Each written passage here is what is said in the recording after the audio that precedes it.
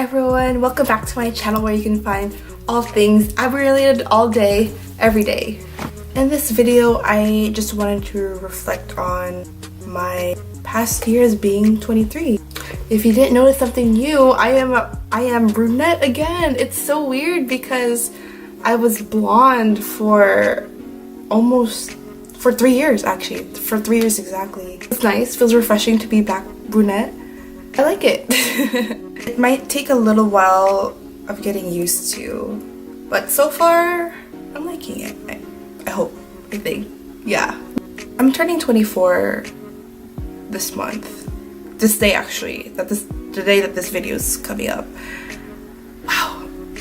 Now that I think about it, I always remember that, like, when I turned 18, I always thought that, like, oh man, that was so old. When I turned 21, oh man, like, I'm so old now. But now I'm nearing, like, what they call a quarter of a century now. And I can say that I guess I grew a lot, if you may. Number one is learn to say no.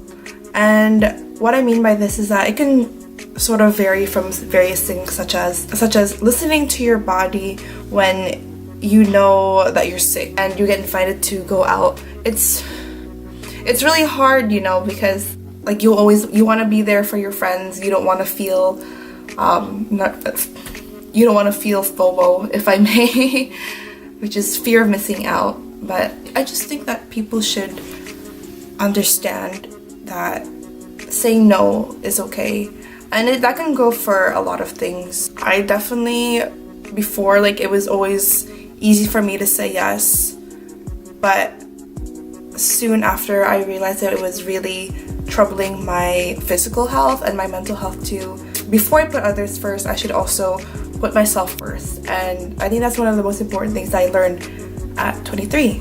Number two, live in the moment. I tend to always linger on past things, and this can range from me just staying up at night just thinking about, like, what I said yesterday or what I said like a week before, or things that just come to haunt me late at night or even during the day at work. And this just really affects how I go about things, you know. It affects my mood. If I'm with other people, I think they kind of notice that I'm feeling some sort of way. One thing that I'm trying to do is to live in the present, like I said. The ways that I'm making a better effort to live in the moment is fully appreciate the moments of the day.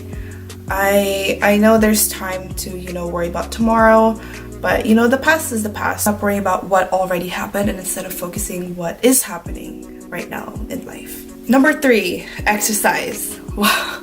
Ever since I graduated college, and I graduated college at 23, since then, my gym membership at my college ended. So I had to find means of exercising not at school. I actually enrolled at my local gym here. When I have busy days at work and I come home late, because I do work in a full-time job, I would just do like simple home exercises on YouTube. Number four, stop saying sorry. Have you ever been in those situations where you're like, I'm sorry. Stop saying sorry. Okay, sorry. Yeah, I definitely feel like I'm one of those people who, you know, if someone just runs into me in the middle of the street, I just say sorry, and I feel like that's become such a normal thing to say. But in time, I kind of felt like when I did over apologize in daily moments, I felt like I was apologizing for just being me, for existing.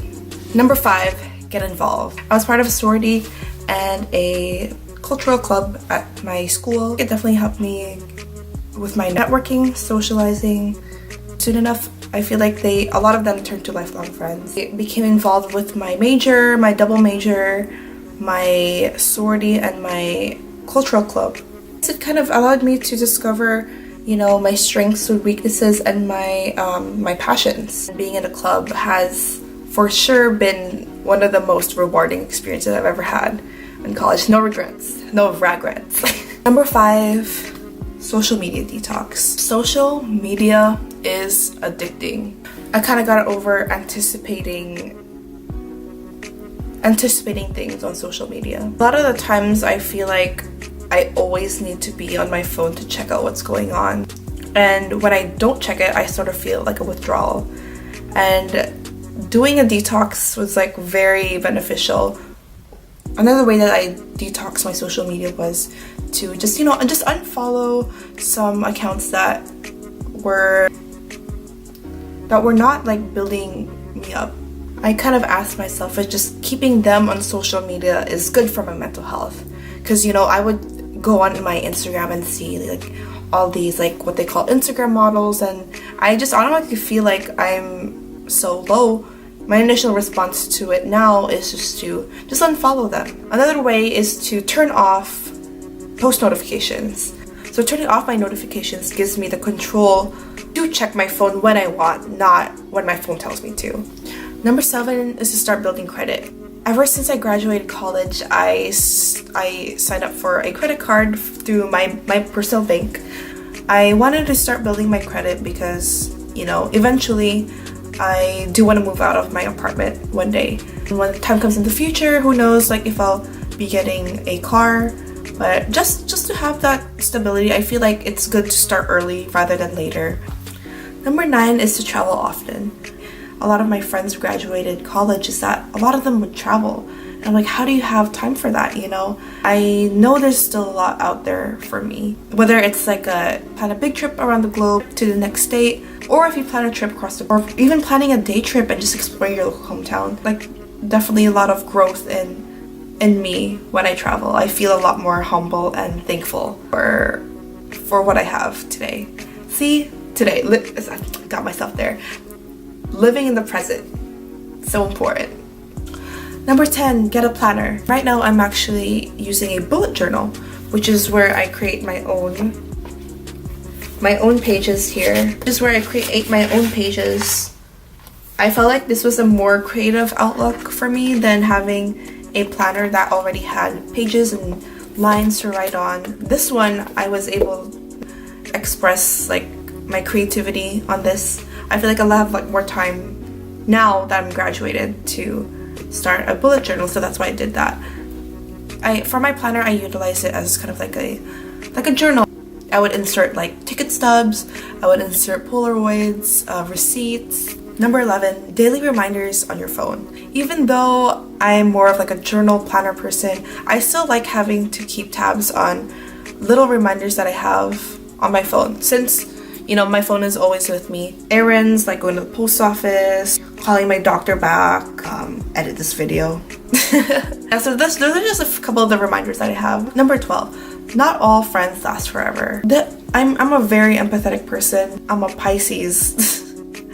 Like, we're the most emotional out of all the zodiacs. I would just think back to when life was a lot happier with this friend. Do I need this person in my life? Am I better out with or without this person? And a stranger becomes a friend and becomes so close that, fallouts do happen. And it's a sad thing. And when fallouts do happen, one way is to initiate conversation. Just expressing your concern, your compassion for your friend.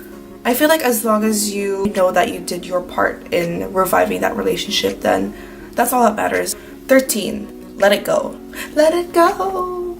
Let it go. I guess this kind of relates back to leaving the past in the past. I've learned to not linger on the past.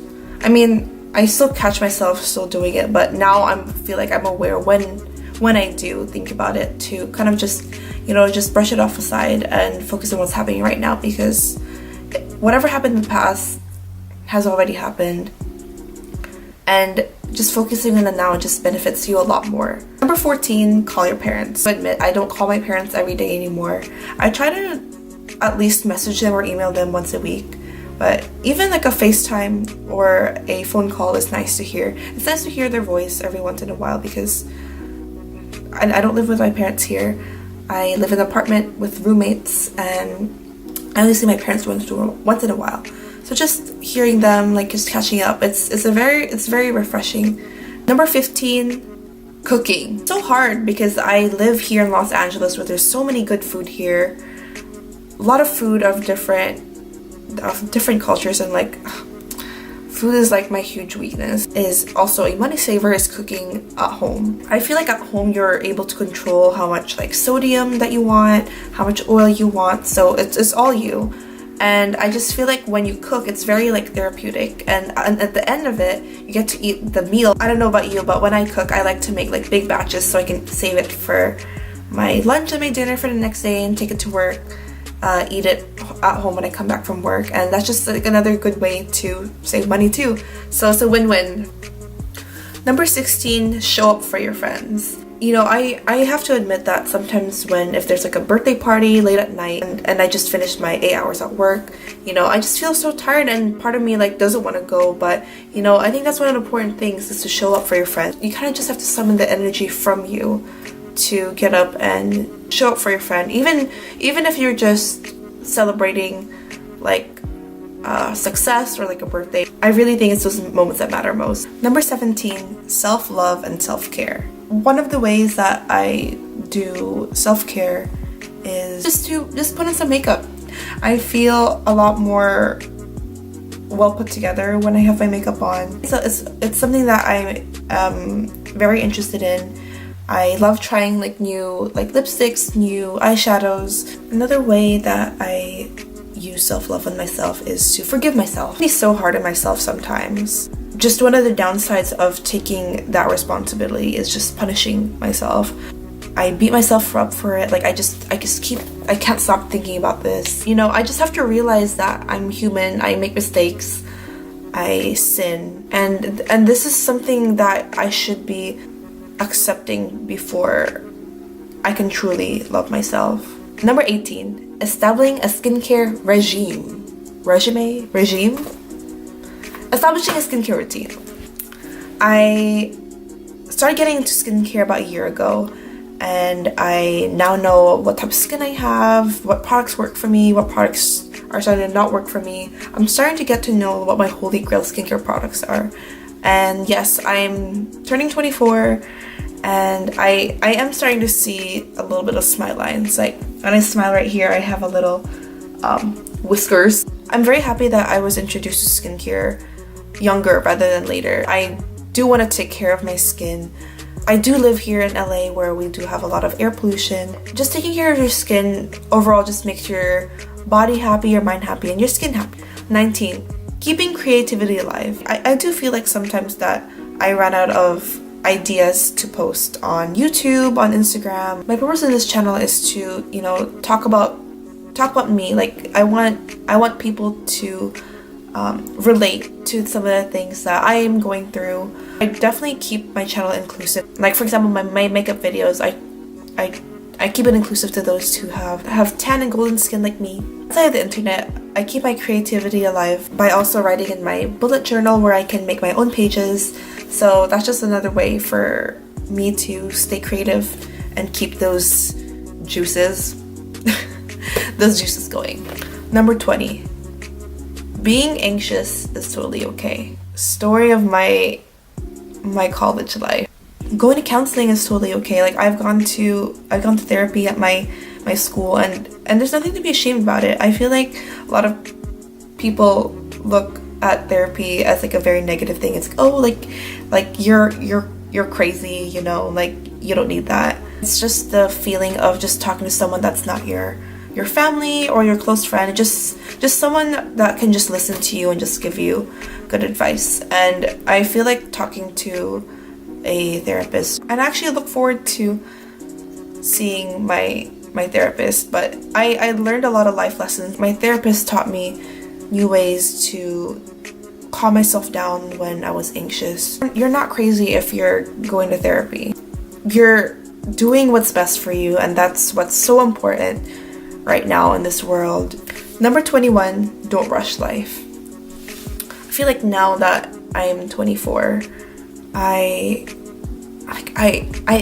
see a bunch of my friends, you know, getting married, having babies and all that, and right now I barely just got out of college. It's barely been a year. I barely hit my 6 month at my new job. I'm not ready to do all of that. I want to explore. I still want to you know, have some fun. I just want to enjoy my 20s before I do decide to start settling down. While I'm still young, I could just take my time on where I want to be in the future and just figure out who I am now. And I think that's one of the important things too, is just reiterate again on focusing on the present. Number 22, no one knows what they're doing at 23. Explanation, watch the previous 1 through 22 and see why. And 23, be your inner child. Just go crazy sometimes. It's totally okay to get excited, just jump for joy, fist bump your coworker. Just do something you know that will give you that feeling of happiness. It's okay to be completely silly with yourself or with your friends or with your family.